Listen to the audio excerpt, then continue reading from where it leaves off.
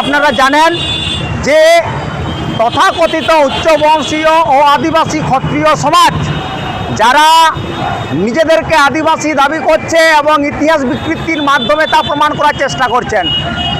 আপনারা জানেন যে চুয়ার বিদ্রোহ শুরু হয়েছিল 1767 সালে এবং সেটা মুঘলদের কাছ থেকে দেওয়ানি লাভের পর এবং সেটার পরিসমাপ্তি ঘটছে 1833 সালে। এবং যদি ভালোভাবে দেখা যায় যে চুয়ার বিদ্রোহের যে মহানায়ক ভূমি সমাজের রঘুনাথ সিং আছে, তাহলে চুয়ার বিদ্রোহে তারা নেতৃত্ব দিয়েছিল, তারা আদিকাল থেকে ছিল, সেটা প্রমাণ করতে হবে। সেই জন্য ওনারা এই রঘুনাথ সিংয়ের চুয়ার বিকৃতিকরণ ঘটছে। অথচ আপনারা দেখুন এই কুর্মীরা এই পশ্চিমবঙ্গে আসছে, সরকারি রিপোর্ট বলছে, ডালটন বলছে, ডিস্ট্রিক্ট অ্যানথ্রোপোলজি অফ বেঙ্গলে বলছে যে 1807 সালের পর কুর্মীরা এই জঙ্গলমহলে আসছে। অথচ সেই কুর্মীদের দ্বারা জঙ্গলমহলের চুয়ার বিদ্রোহ ঘটে যাচ্ছে 1765 থেকে এবং মৃত্যু ঘটছে 1778 সালে। এটা কি করে সম্ভব?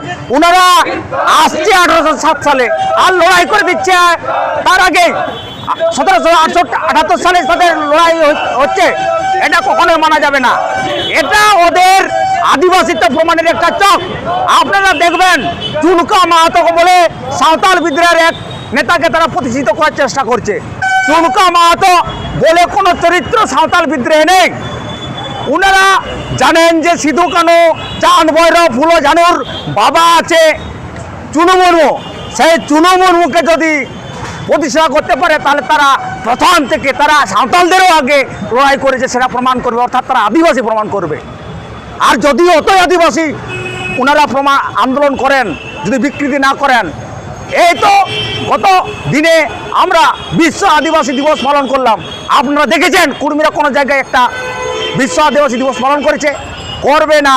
ওনারা স্বার্থের জন্য এই জিনিসটা করছে এবং এটা আমরা আদিবাসীরা, সমগ্র আদিবাসীরা কখনোই মেনে নেব না এবং আমরা তার শেষ থেকেই ছাড়বো।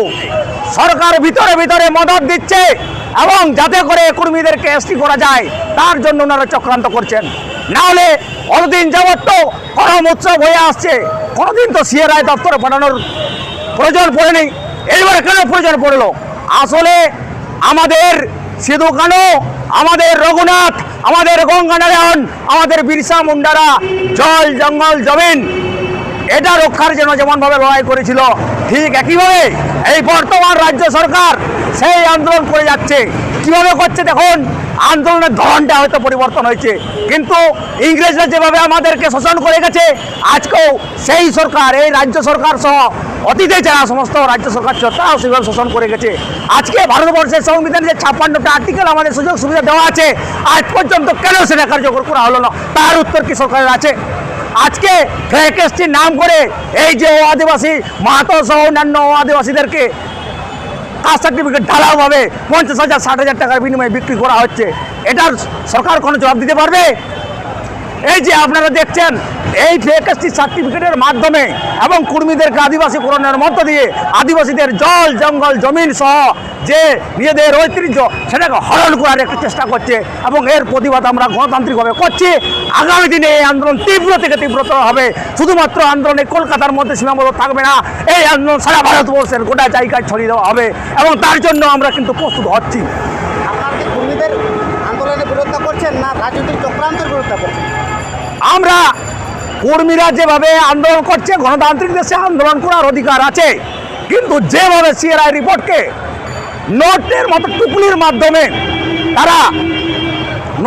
টুকলির মাধ্যমে যারা সিআরআই রিপোর্ট পরিবর্তনের চেষ্টা করছে, রাজনৈতিক চক্রান্তের চেষ্টা করছে, তার তীব্র বিরোধিতা করছি আমরা। এবং তথ্য ফেক এসটি যেভাবে দেওয়া হচ্ছে তার চরম বিরোধিতা আমরা করছি।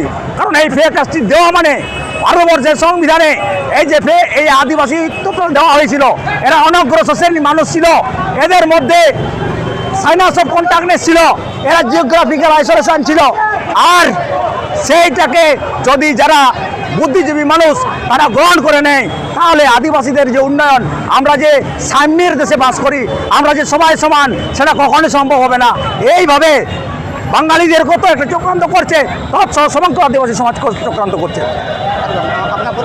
আমার পরিচয়, আমি ভারতীয় আদিবাসী ভূমি সমাজ কেন্দ্র কমিটির সহ সম্পাদক তৎসহ খাতড়া একতা মঞ্চের মহকুমার কোষাধ্যক্ষ তৎসহ আদিবাসী কল্যাণ সমিতির সহ সভাপতি বাঁকুড়া জেলার তৎসহ ওয়েস্ট বেঙ্গল আদিবাসী ভূমিজ ল্যাঙ্গুয়েজ ডেভেলপমেন্ট বোর্ডের সেক্রেটারি। জোহার।